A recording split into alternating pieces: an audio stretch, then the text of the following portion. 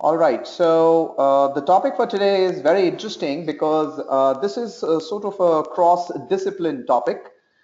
We are in the era where there is testing that we've been doing traditionally. We've had our own tools, our own artifacts that we created, and now the things have changed immensely, and we are now moving into the continuous integration era. So we'll talk more about it, and before we do, this is a little quick summary about me. For those of you who have attended our webinars in the past. I have been the presenter as well, along with Lohit most of the times. My contact details are mentioned here, abhishek.kant@telerik.com. So you can reach me in case you have any more questions after the webinar, and be happy to help you with whatever query that you have. Our office phone numbers are also mentioned here, so you can actually reach us here as well. Okay, so this is the agenda for today. We are going to be talking very quickly about the current testing process and the transition that has happened from the current to the, I would say not the current testing process, it's the older testing process, and then the transition that has happened to the current testing process, which basically revolves around the agile testing and bringing together of developers and testers, which has led to better collaboration. We will introduce continuous testing, which is an offshoot from agile testing. We will continue to explore how Test Studio covers these features that support continuous testing, and then we will actually look at how we can integrate Test Studio in the larger framework of a continuous integration framework like Jenkins. Jenkins is probably the world's largest install or the most widely used tool when it comes to continuous integration. Now, for those of you who are not familiar with Test Studio, and I believe that would be very few of you, here is what Test Studio offers. Test Studio provides you with manual testing framework, and we call it the assisted manual testing, where you could record some part of it and then just continue with manual testing. So if you're a manual tester, Test Studio is still useful for you. If you're doing functional UI testing, the bulk of the scenarios where Test Studio is used, you could obviously use Test Studio. Performance testing and load testing, people use it interchangeably. For us, performance testing is simply profiling a single user and the behavior of the application when there is a single user, while load testing is where you load a particular application under test with multiple users, virtual users, so as to ascertain the behavior of the application under stress. So the same tool, Test Studio, can do functional UI testing and load testing.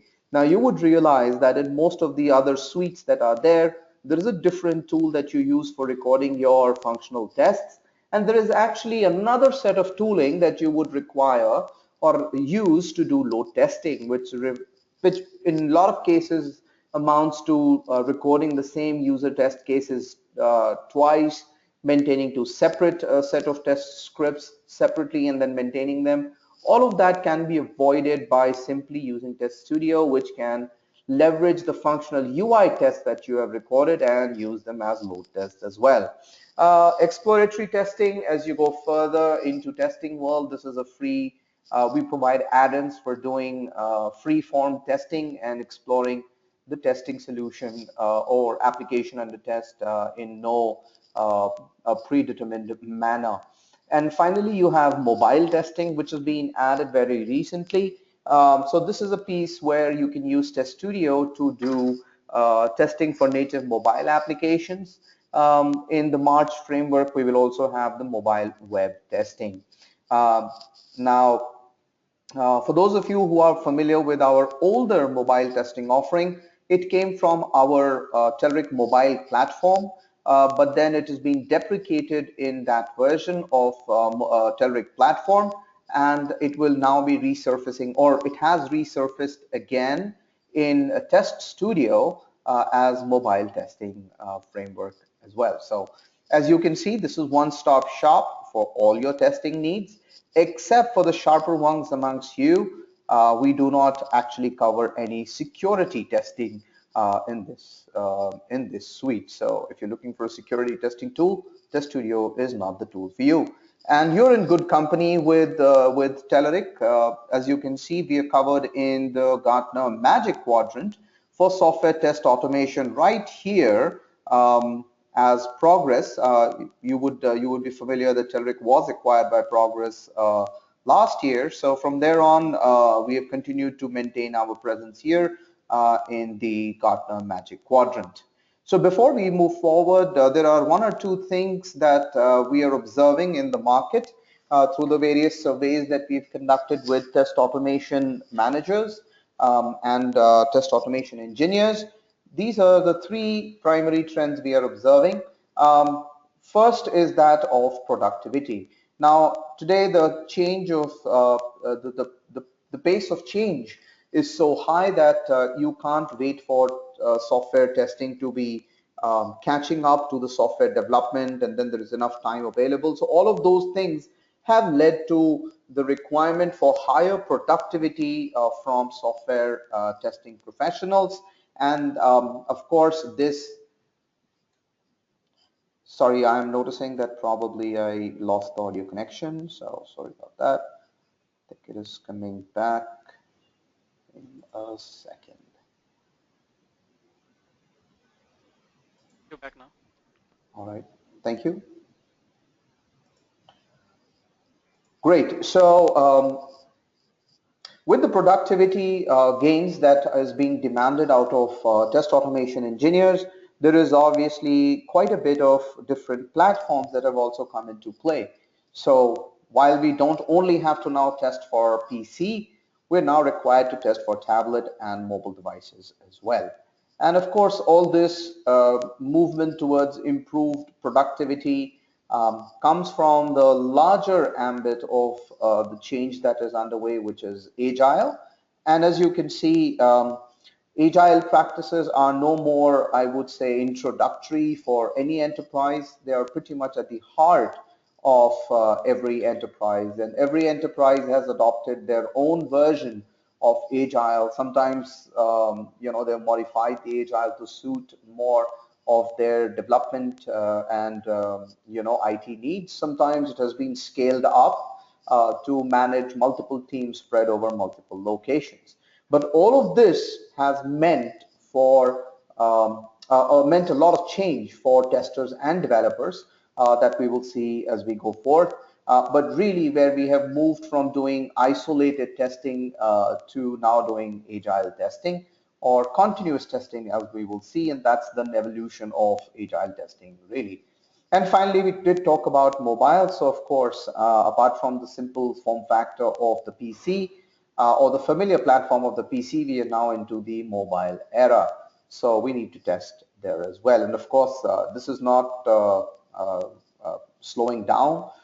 We are adding more devices like wristwatches and other IoT devices that would also now start coming into the ambit of software testing if you're already not familiar, or if you're already not in the middle of it as well. So this is the older testing process where somebody drew the requirements, somebody designed it, the traditional waterfall, where after development, testing was handed over the completed software to test, and then we had a test phase where for 2 weeks we were just testing software, and then it went into deployment.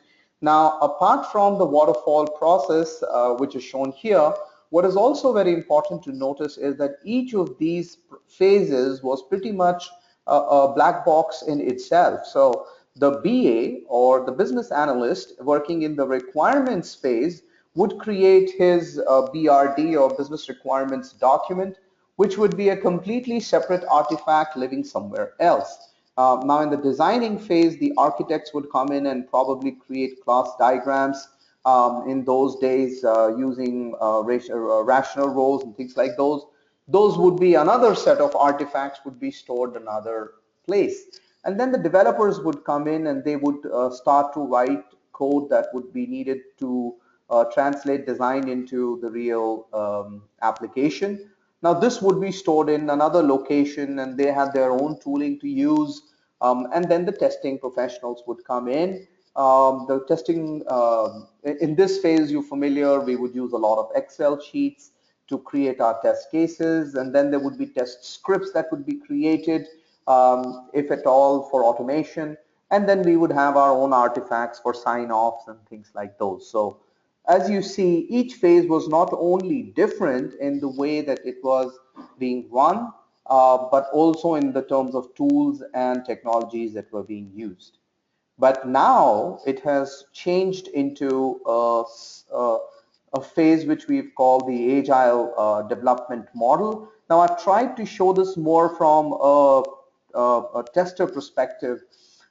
If you're not familiar with agile, and we'll kind of move faster now, is where you have a user story that you pick up, or a requirement, one single requirement that you pick up. You do design and estimation, you do acceptance criteria, or you create acceptance criteria, build the story up, which is basically development, and then you test that story, and then you do the sprint review.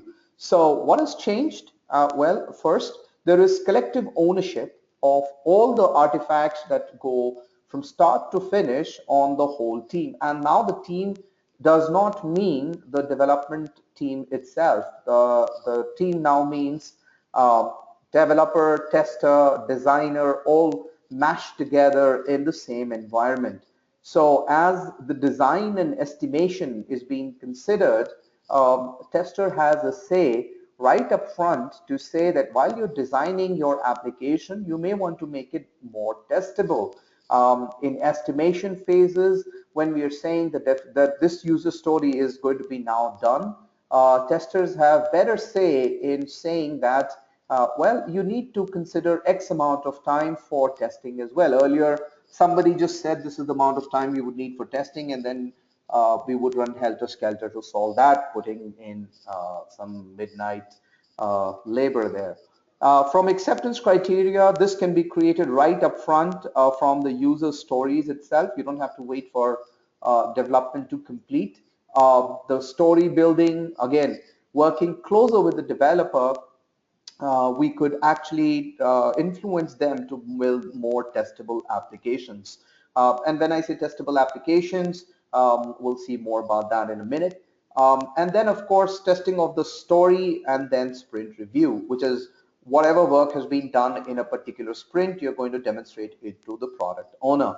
Now, the single point of ownership in this agile world is the product owner, and the product owner now wants to see all the artifacts of a particular sprint delivered to him in a dashboard. Now, if it is a tester, he wants to see the amount of tests that have passed in the same tool that he's accessing as the developer who says these stories have been developed. So the product owner now wants a single dashboard of everything that is going on. And then, of course, there are tools that support this agile methodology. Very popular amongst them is Telerik Team Pulse. You also have Atlassian's Jira that is being used widely, version 1, and there are many more that you can actually use. So let's move on and see. We've referred to developer-tester collaboration quite a bit. So let's see what this is about. Now, I've already mentioned that there is joint responsibility for user stories to be marked as done, wherein we can now come in and talk about this is the time needed for testing. You need to estimate correctly, not only on the time that it's going to take to build that application or that user story, but also to test it. So now we have more, I would say, a more influence into the estimation and design process as well. Now, the test cases that are being developed, the acceptance criteria, those are again have the benefit of developers looking into it and saying that, well, you may have ignored certain acceptance criteria, but of course, this is also something that we have to work closely with the customer and product owners to define. Test oracles are now artifacts that developers can build for us and we could simply consume in our tests. So there would be cases where certain specific coding would be needed for doing or testing or reaching out certain parts of the application.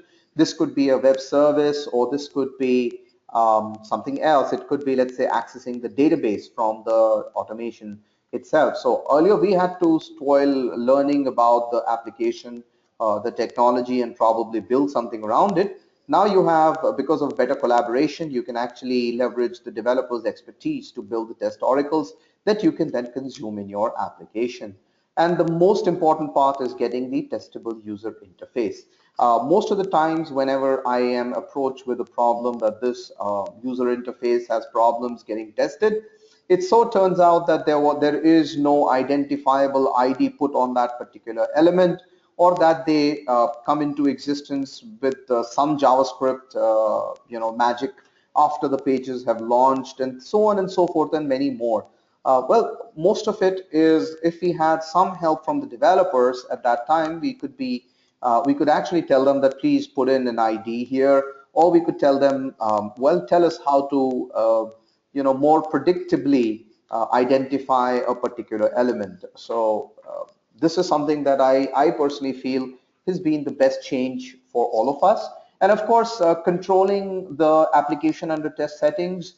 Earlier, this is how it went, is what we got. Today, we can actually influence the developers to say, for testing, you may want to switch on certain factors or switch off certain things. And the example of CAPTCHA is is very prominent and relevant. People talk about you don't need to be testing CAPTCHA during the testing phase. So you can work with developer to turn off the CAPTCHA whenever there is an application under test. And finally, because of the collaboration, you have common code repositories and tools that are now being demanded of. And I think this is where the steepest learning curve for developers, for testers come in, because developers have been using these tools for quite some time. And today is an effort to introduce you to these code repository tools and some of the other terms that developers use from time to time. First is source control. Well, this is something always traditionally has been seen as the place where all developers keep their repository or keep their source code. Now, what has changed is that testers are also expected to keep their artifacts in the source control. It has a lot of benefit for all of us because now we can enjoy the same benefits that developers did of actually being able to version certain test scripts. In addition, we also have the capability to collaborate on building a test script together as a team. Earlier, it was one person building it, another person couldn't touch it. Now you actually can build this all together very fast, and then all of this can be linked to the primary user story. So source control is very important, and we will see today one of those source control, which is Git, which will drive the entire continuous integration process. The second is the build a server.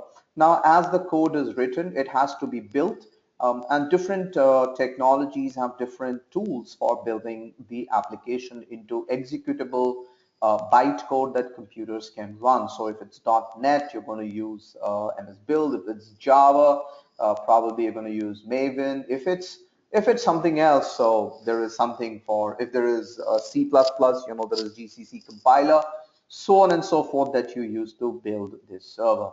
Now, all of this, the source control, the build servers, are tools that developers are familiar with for a lot of time. But the beauty of all of it is when all of it comes together in a continuous integration framework. And before I delve into how testers can get involved, let us see how developers think of continuous integration. So this is the way the developers think of continuous integration, where different developers working on different parts of the application or working on different user stories, or even the same user story, actually check in their code into a version control system. The version control system, as I said, that we are going to use is called Git. We will see some of it today itself. Now, after the application has been checked into version control system, the version control system indicates to a build server or a continuous integration server that there is some new code that has been checked in. So this is the server which is the continuous integration server, and the application of this or the continuous integration server we are going to work today is the Jenkins, or in older avatar called Hudson also. Now, after we have received this indication that there's a new control or there's a new code that is being checked in, the CI server pulls this information from the version control system and hands it over to the build servers, who take the responsibility of building this building this raw source code into executable code. And now if you notice, the job that the continuous integration server is executing is that of an orchestrator. So it's orchestrating, receiving the or pulling the code, handing it over to build servers, and then finally even reporting on whether the build succeeded or not. And then this feedback was handed over to all the stakeholders. And if you see, testers are listed as people who are simply notified. Now, this has certainly changed. As I said, this is something that I have seen or I mentioned is going to be something that was old age. Now, let us go quickly into the demo and very quick introduction of these individual tools to give you an idea of what is what. So let me switch out of the application and quickly get you to the first application, which is Jenkins. So let me show you how. So this is basically Jenkins command line execution that is currently happening. Now Jenkins interface looks something like this. It's a web interface. You can have very complex configurations in Jenkins, but this is a very simple install. It's running on one machine. You can have multiple configurations running on multiple servers and so on and so forth. Now in this, if you notice on the left is pretty much creating some basic configurations for Jenkins. On the right hand side, which is here, this indicates all the jobs that you have created for Jenkins to do. Now, before I jump into the jobs for Jenkins, let me show you the one magical thing about Jenkins, and that is its plugins. So the plugins that are available actually provide all the capability that Jenkins has. What you have is a bunch of plugins, and if I keep scrolling, this will keep going for a long time. This is basically all the capabilities that you can plug into Jenkins as and when needed. There are a lot of plugins that are available, and we will see some of them today itself. So this is how Jenkins drives its capability. For every function, there is a plugin that has been created for you. And of course, these are the jobs that are created. So in short, this is how a job could look like. Let me go into configure and I will show you how a job looks like. So this is simply a job that has been created in Jenkins. If you notice, the first thing that it is doing is you just name it. This HTML5 notification configuration is a plugin that I added. From here, you will notice there is another section called source code management. I have not turned this on, which I will in a minute. And then there are build triggers. So source code management is where you're going to pull your content from or pull your source code from. Build triggers are the triggers that actually enable a build to take place. Now they can happen on various things. Either your source control itself can push a change that or notify that a change has happened, or you can poll it at a certain time. And then you have the build itself. Now in the build itself, you will notice I have just pulled a simple build version for building an application called Test Studio Jenkins Report Solution. So if you notice, it's sort of a chain that you start from. The first action that you need to do is, let's say, source code management. Now, for this app, for this demo today, what I have is an application that that actually does not, or we are going to actually use today itself. So what I'm going to do is I'm going to go to my github.com, which is a publicly hosted source control repository. Now, what I have done, and this is public, you can go there yourself. The code that I have here checked in is the code that one of my developers wrote for me for integration into Jenkins itself with Test Studio. What is important to note simply is that this is an application that is existing, and I can then go ahead and work with this. So if I go into the source code management, I could simply select Git, and it's now asking me, what do you want to, where is your repository probably located? So this is my repository. I can copy the repository URL. I can say, well, there we go, Test Studio Jenkins, and it's asking me what credentials do you want to use. So I've already set this in advance. So this is GitHub credentials, and that's it. What it will do is there is also some additional behaviors that you can configure. Um, for example, you could say before, okay, let's see. Okay, so we can simply say do a shallow clone, which is you go ahead and only copy the latest versions. You could say you clean before checkout. So if there are files that exist in the source control, you basically first clean all of them and then do the checkout for you. I'm not going to select that. It's just a shallow clone, which would help us. And then I had already put in the build MS build version and the Jenkins or the build file for us to use. So this is pretty much how a chaining process will work. Hope this has given you an idea of how continuous integration servers look like. The next is to look at the source control itself.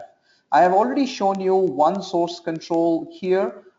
This is a source control that has if I go into this, if you notice, it has the source that or the code for connecting Test Studio with Jenkins. It's simple .NET code, not too much. You don't have to modify it at all. You just take it and use it. Now the beauty of it is that it also maintains or also comes with history. Unfortunately, there is only one commit here, but then you could even see those commits going forward. Now. I will bring you to another test that I have been working on.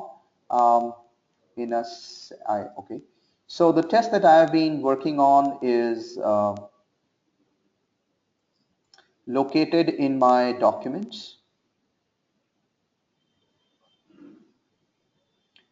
Test Studio projects, and I'm just going to call it the Schneider test, search tests. It's basically because today I was going to test just publicly available website.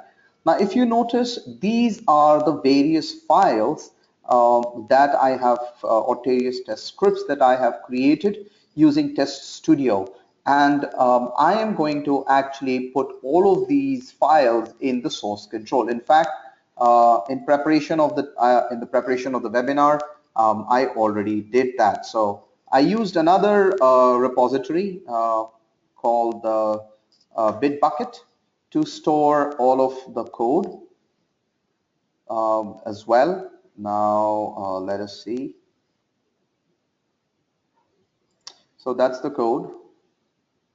As you can see, here you will find again all the source put in here. So all the files that we saw are also available here. Now to generally work with a source control like Git, you actually need a client as well. So the client that I'm using is called source tree, and the source tree source control actually works with taking all the changes that are happening and then pushing back into the source control, which is available on the web here. So if you notice that I'm talking about two source controls as I'm talking about a single project.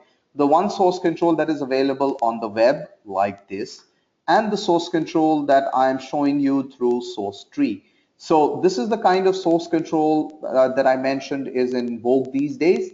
It's a disconnected source control system where there is a local cache of everything maintained on the machine, as well as another copy maintained in the server environment as well. Now, if I take you to the Schneider test, as you can see, there is a local repository available here. There are specific files that you can see like gitignore and .git, which tell you that this folder has now been converted into a Git repository on the local machine.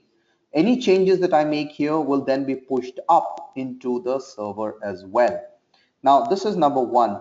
Another interesting piece, though not required for the webinar today, is showing you how Jenkins itself is set up on the local machine. Now, why that is important is because you got to know how things are working. Now, in Jenkins, I've shown you different jobs that were created right here. I had 3 jobs, as you can see, these 3. Now, on the folder, all of these jobs appear in this job section. And you can see there are 3 and then 1 more which was created quite some time ago. You can basically even delete it, it does not matter. So these are the 3 jobs that we created, and any work that we do, all the files that are pulled from a source control are actually first stored in the workspace, which is here.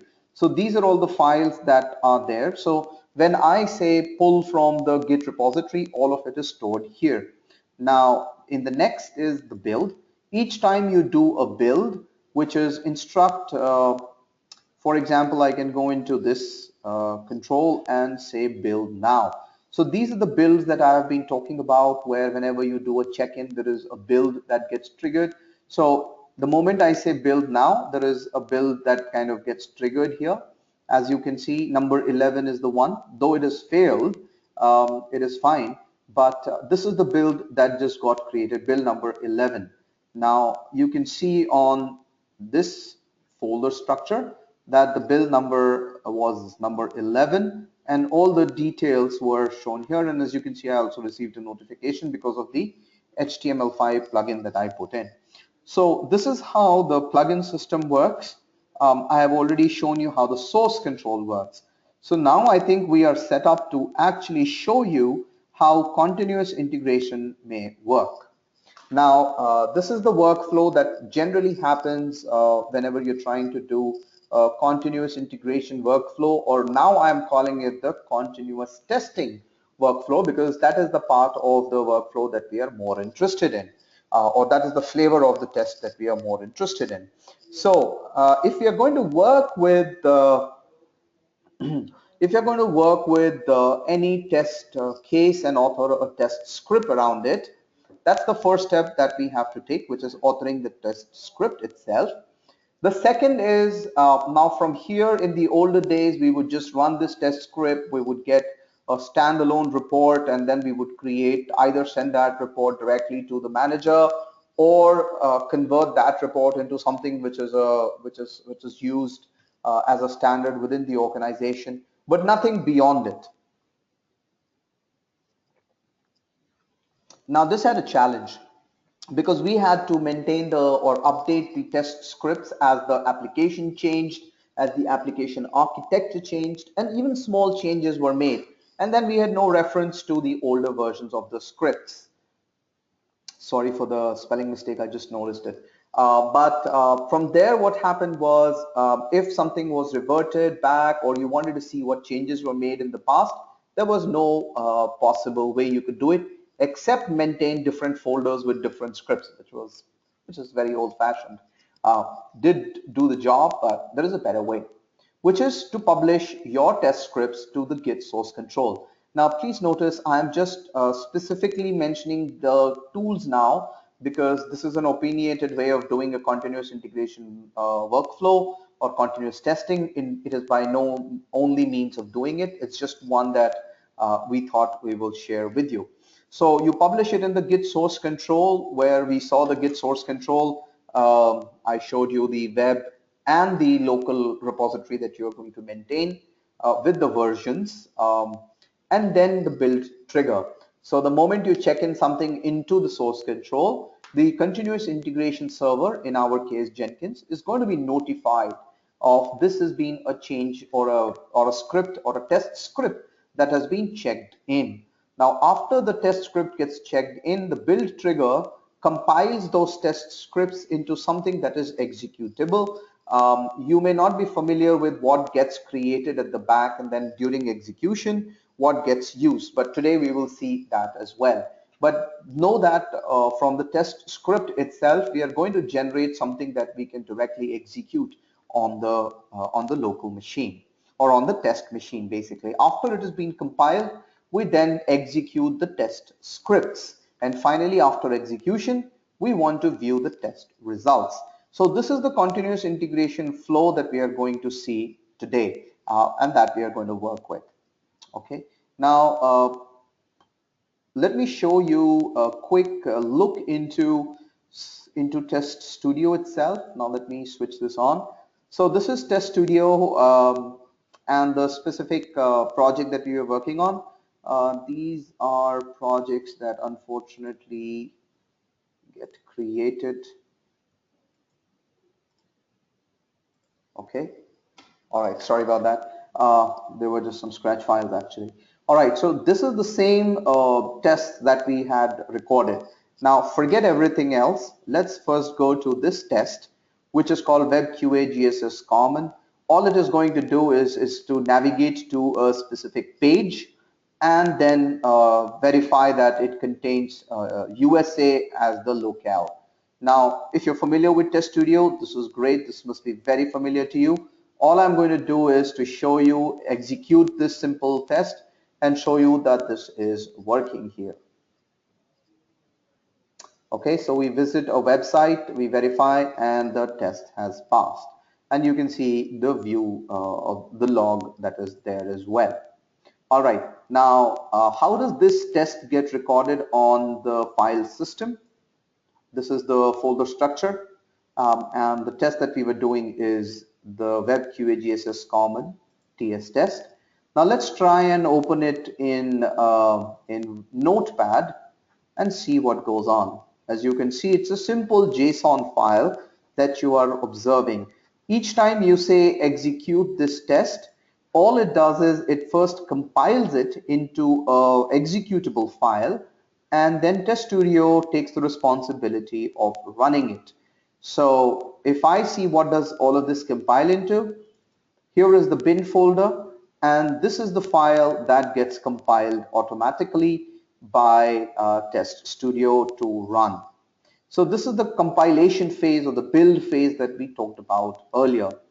Now there is one more test that I want to show you, which is the GSS1 test. And if you notice, I'm reusing the first test that was created in the QA GSS Common. So this is the first test, which is just going to a website and then showing. And now this is the rest of these are the rest of the tests that we are doing. We are actually just going to enter a star in the search box that you saw and then click on submit.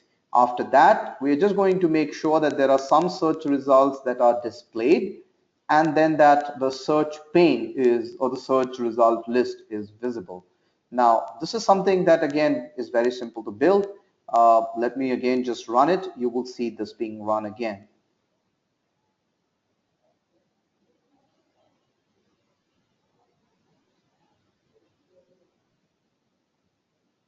All right, so all of this was done. You saw the star being entered and all of that happening.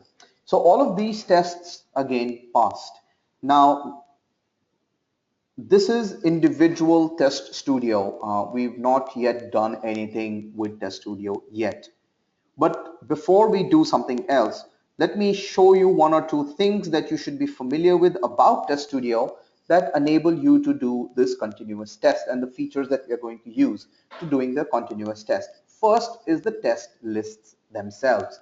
If you're not familiar with test lists, these are composable lists of various test scripts that you execute as a unit. So while I've recorded 3-4 different scripts, I want to execute all of them at once, and hence I bundle them together in a test list. This is the first feature, because when we trigger the continuous tests via Jenkins, we are going to actually run a test list. The second is the scheduler, which is built into Test Studio.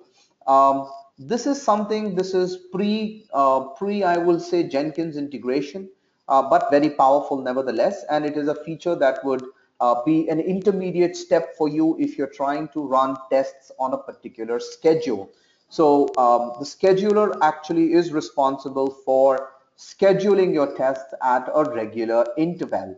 So this is, again, if that is a feature, a very powerful feature of Test Studio that exists, which enable your tests to be executed at specific times. You can choose your test list to be executed every day, every week, at a specific time. Let's say 3 in the evening or 3 in the night, whatever be your choice.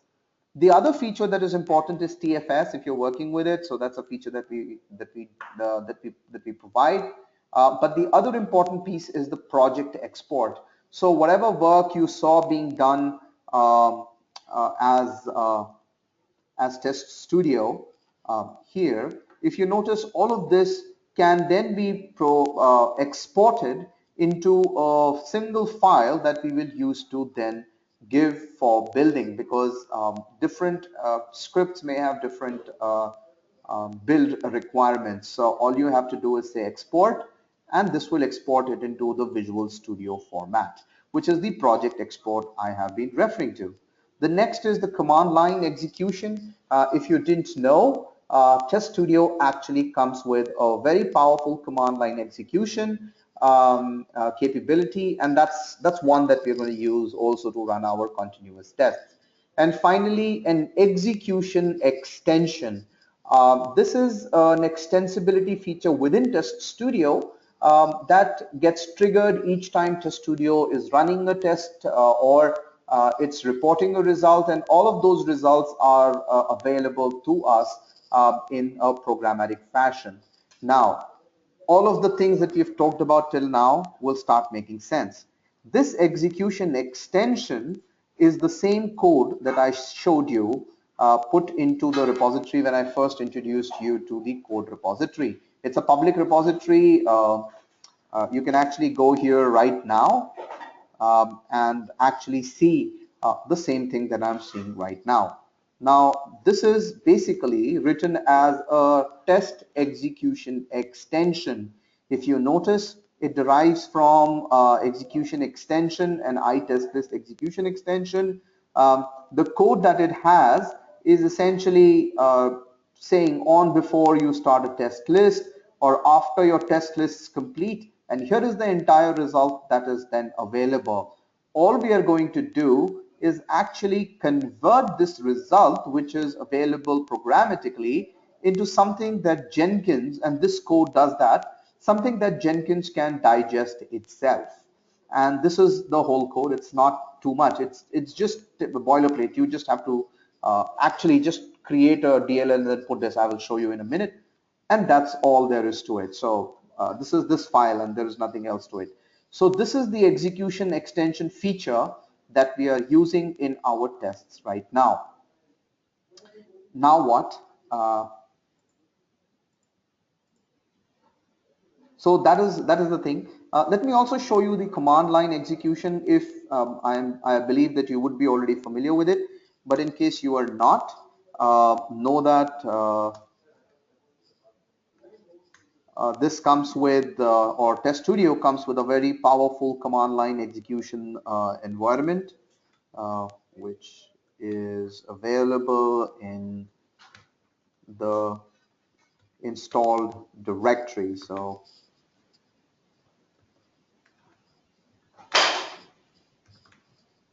here you can see we have a lot of files that have come up, but this particular file, which is called artoftestrunner.exe, is the one that is our command line execution environment.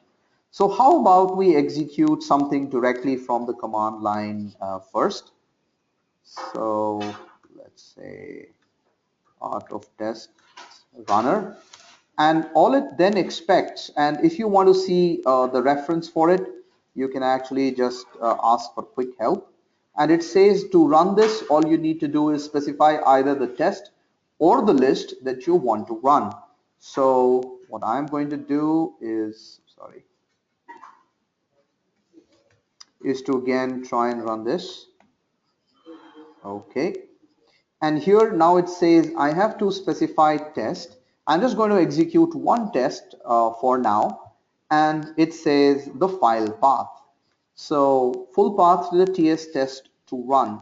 Now the one test that I want to run is located in this directory, and I'm just going to copy the file,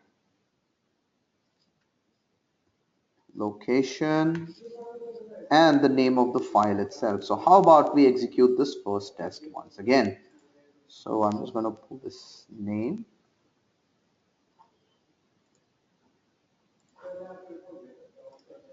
and paste it here. All right, so I think we're all set. All we have to now do is just the way we had executed it from the IDE or Test Studio here, let's run it through the command line here. So the moment I say this, what it does is it compiles the code. As you saw, there was a compile, and then executes it using the defaults. And I had set the default to run on IE, and that's how it is running. As you can see, the results are also visible here.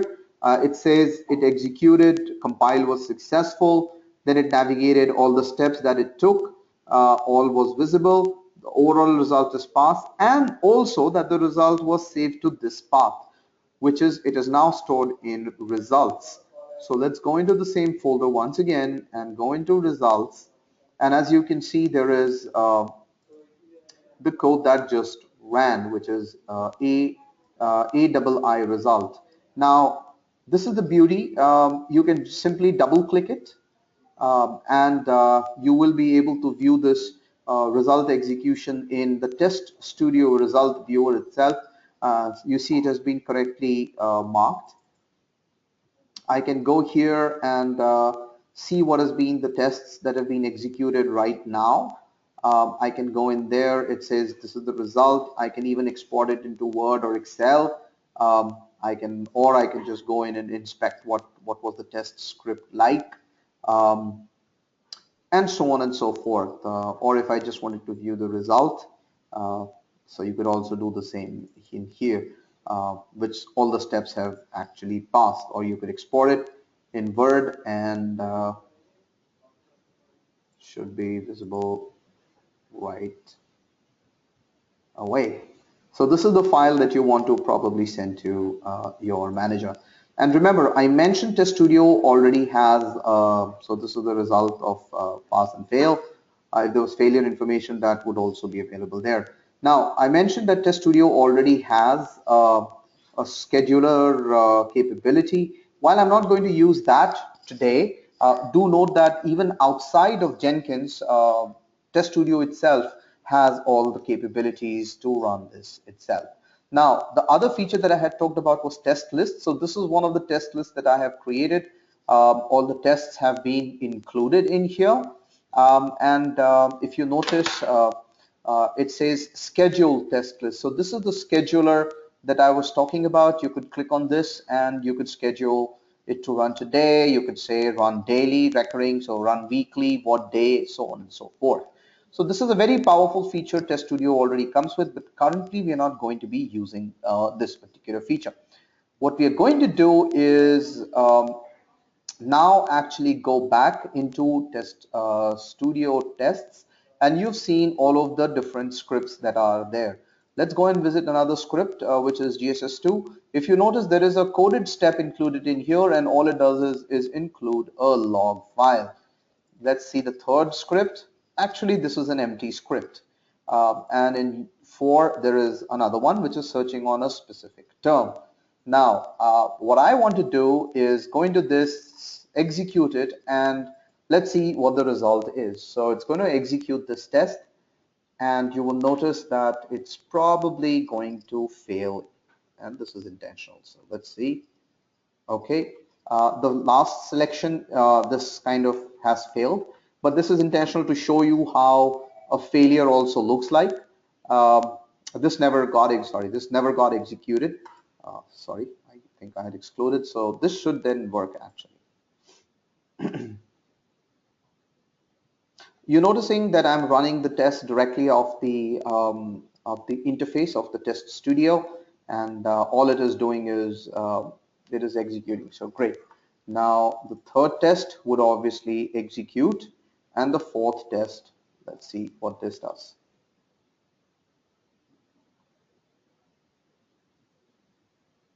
Hey Abhishek, screen seems to be stuck. Okay, sorry, I'll give it a minute to catch up.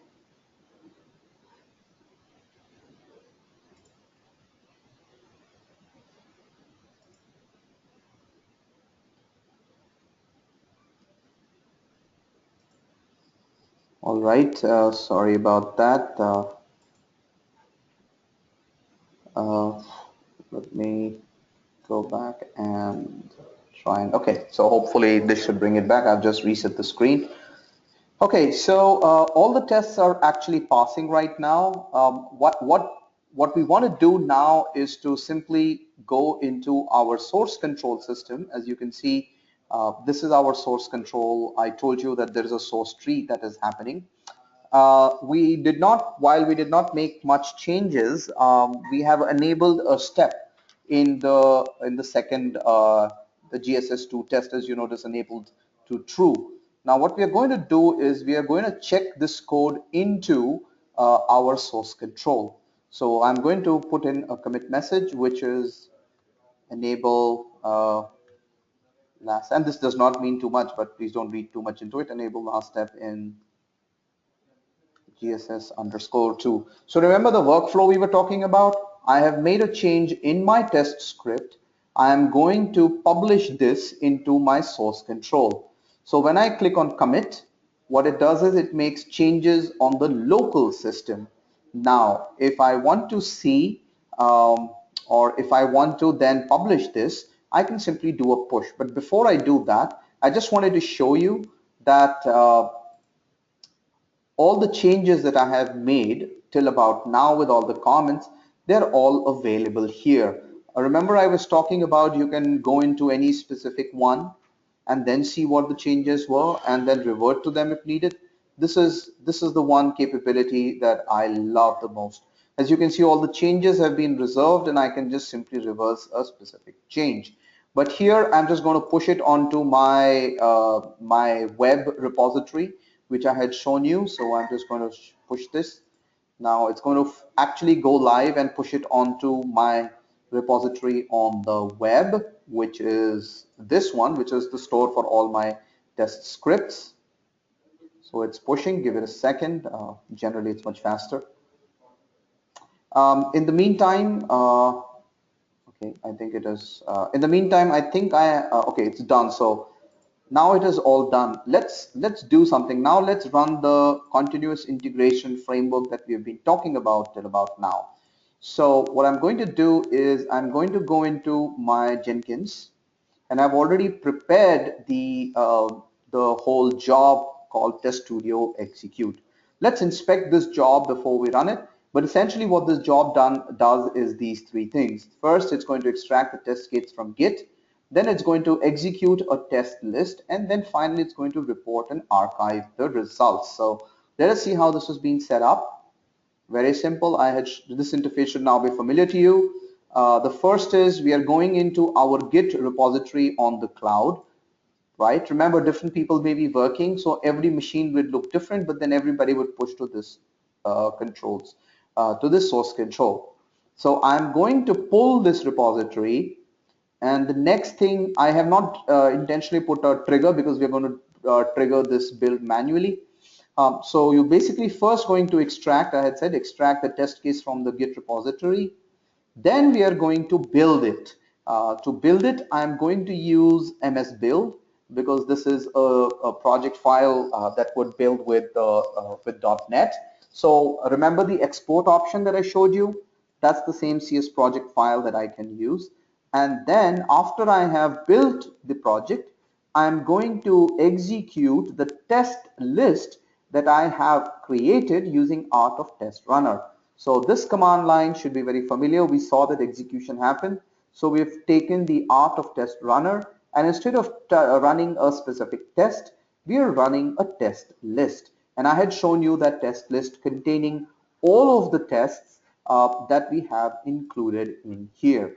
So once again, the view of the test list comes here. You can see all the test scripts are recorded, and we're going to run this test script or the test list called run daily. So that's what I have set this up to run. And then in the output, I'm going to put the build, whatever the build artifacts happen. And after that is the reporting phase, where all the test reports are consolidated into one, and also artifacts are archived. So whatever happens, it's what is reported. Now, for this final step, if you notice, I'm saying JUnit test result report. JUnit is a testing framework which comes with a reporting specific format, and Jenkins uses that. So the executable that we had built, and I had mentioned that was the execution extension we are going to use. That is the extension that is enabling conversion of the test. I showed you code for it also. That's converting the test results that are coming in into the report format that is acceptable to Jenkins, and that is this final step.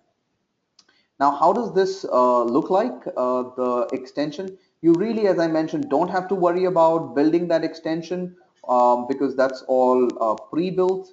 The code, there is nothing you have to change. All you have to do is to go into the test studio here and sorry, and in the bin folder, you go into plugins and include this particular DLL file, or the artifact that you will get out of building it. So the artifact that I have is called Test Studio Jenkins report. I just copy this file here. So essentially, you just take the code from the repository that I showed you, the GitHub repository, build it using MS Build. You don't need Visual Studio. Actually, I don't have Visual Studio on this machine, just MS Build, which is available on every machine almost if you have .NET, a Windows machine that is, and then build this, and then you will get a DLL file. You just copy it here. That's it, plain simple, no change required. And once you have copied this here, you're all set for execution in the way that I have set it up here. All right, so now let's go ahead and build this. So it says build schedule, and very soon you will see build 38, build number 38 pop up. You see the build running. Now it'll take a minute because it has got to first go into the Git repository, extract the changes, then run it. So as you can see, it has started to run all our tests. So this is probably the common test that's currently being run. So it's just verifying whatever going on, and then there's the second test where there is a star being entered. Oh, this is actually the first test that's being run. Now in the second test, this is the second test that we had recorded where there was a hello world in the log that we had entered. And then it's just verifying that there is something in that drop-down box where it says all the site. So this is test number 2. It's taking a little longer than usual, but it's executing. In the meantime, I can look at some of the questions that have come up.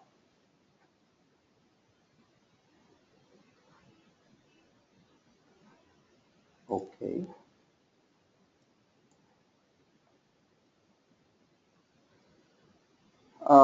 Okay. And similarly, as you can see, the background, the tests are running. And okay, so the first question, when can we expect Test Studio to support SVN as VCS? So if you notice, Test Studio does not have any specific affinity to Git or any aversion to SVN. If you are using SVN, you can simply use SVN to upload your scripts into your SVN using Tortoise or whatever you use. But then simply Test Studio provides you with the scripts. I am just using Git today as a version control system, but I mean, Test Studio does not mandate you to use Git at all. I had mentioned that we are today's demonstration is only one way of doing things. It's an opinionated way. But then you can go ahead and use SVN as the version control system. There's nothing that stops you. I will also point you to documentation which says what all artifacts actually need to be put in for the version control if you are using any. Now, the second question is about, is there any way we can rerun the failures automatically through Jenkins? So I don't know the answer to this. I probably do not understand the question very well. But then the failures are reported directly. And if you do want to run the failures once again, you have a Jenkins build pipeline. So the pipeline can actually be configured to run the tests or the failures that you have. Test Studio itself has a feature where you can set whether the test stops at time when the test step fails, or does it continue when the test is still running. I think my voice is gone again.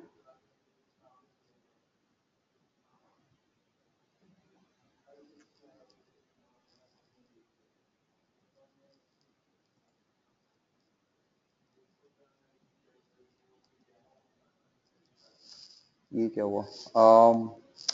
Lohit, can you verify if you can hear?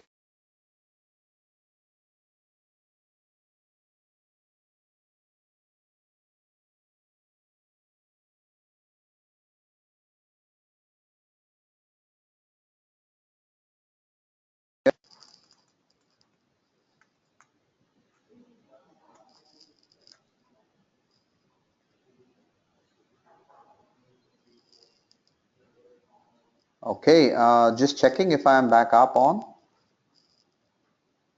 ये क्या हुआ भाई? Internet ही उड़ गया.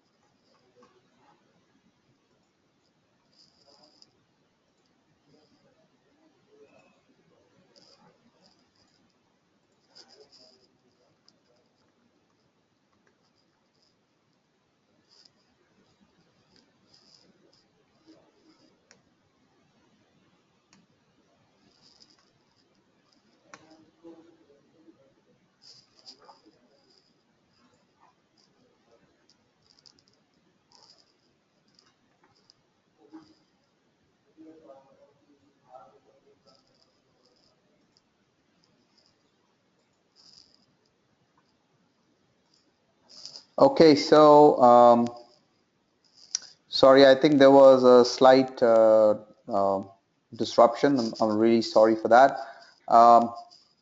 Good thing GoToMeeting informs you of such things. All right, so the test that we had triggered, the build number 38, that has completed. I just want to show you before even I go in there. I can actually look at the test results. So, folks, we are having a slight technical glitch.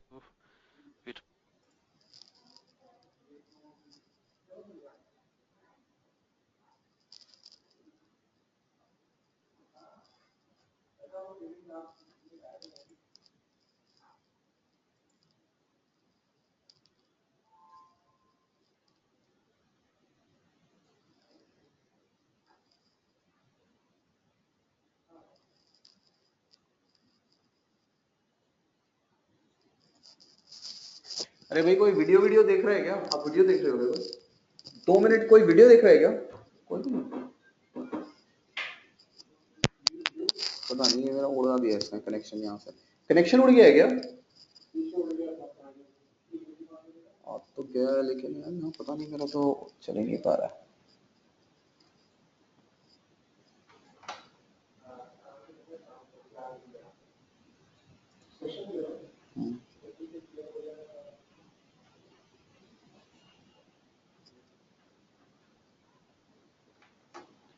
Okay, I think I should be back now. I don't know what's happening. Sorry about Yeah, that. we can hear you. Okay, so I think you would be able to see my screen as well now, where all the results of tests, past test executions 34, 35, 36, 38 are shown here. You can see the last test execution that we had run, it says 2 passed and 3 failed. And so you have a history of how many tests passed before, how many tests failed, and so on and so forth. So let's go into this specific test. Now, if you're noticing, instead of me going into Test Studio and analyzing this result, I can actually directly go into Jenkins and view this result. This is what the project owner or the product owner actually wants. So here it's showing me all the tests that have failed. 2, 4 common failed, probably some because of some internet disruption, I think. If you notice, it failed, the navigation failed. Obviously, the timeout occurred because of the internet disruption, but good. You're seeing the results of this also being reported within Jenkins as well. Now, similarly, you can now see whatever was going on. The same results are available from here. The whole consolidated report, these are build artifacts. They are all available here. And if you just wanted to see it in the format that I showed you from a test studio perspective, you can actually just open the AI result file, which is here, which is just the extension, but I'll show you that as well. And then all the results that actually failed. So this is how the tests are reported back. Now, if you are interested in seeing the results of the execution that happened in the format that I had mentioned, which is the more richer format of Test Studio. One was obviously to go there. I showed you the AI result file. It was just to go in there. The other option is to go into the jobs right here into the builds. Remember, we had seen that. And in build number 38 in the archive, you will notice the same AI result file that we have put for you if you ever wanted to reference that at a later time. So I just opened that, should be coming up. Yep, here it is. And in here you will notice these are the results. These are the results of the execution. The first one passed, the second one failed, the third one there was no tests. Fourth one failed, and the common tests also failed. So as you can see, all the executions just went on fine. There was disruption, brief disruption that happened. So because of that, there was an issue. So with that, we have almost shown you the capabilities of Test Studio and how you can run it into a configuration or a test continuous integration framework. How about we do this? We make some changes in this test list. How about I go ahead and, since this was an empty script, let's say this is a script that we wanted to delete out of the system. So it's gone, no more there. And out of the test list, we don't want to, let's say, maintain this particular uh, list as well. So what I'm going to do is, or I'm probably going to leave this here. It should be just fine. Yep. Okay. So, so this test result number 3 is gone. Let's go back into the source control, which is here. I've just made a modification. Let's see what it says. So it has removed this execution. So I'm going to check this in. So I'm just trying to show you how things happen when somebody else makes a change. So let's assume this is change being made by somebody else, not by me. Removed empty test. So this is how you would probably modify, push changes and commit. So this should happen quickly in case internet continues to function fine. Yeah, that's why it was taking too much time even last time. Okay, so this is checked in. I'm now just going to go back into my continuous integration here, and now I'm going to again say, let's say build now, and a build the schedule. So remember, we have not used the build trigger, but we are doing the manual builds, and hence this is this way. Otherwise you can also configure the build to happen, the test execution to happen normally as well. So with that, we have come to an end. I think this was the demo that I wanted to show you. We saw how continuous integration works with Jenkins. You can use Test Studio and Git. The plugins that we used were Bitbucket, JUnit, MSBuild, and Test Results Analyzer plugin to actually show you all of the things that were going on. So with that, I'd like to thank you today. I know we have exceeded about for 14 minutes. Sorry for the extension, but hopefully this was useful. Um, I'm going to stop the recording now, and then the archive will be available on Telerik Helper.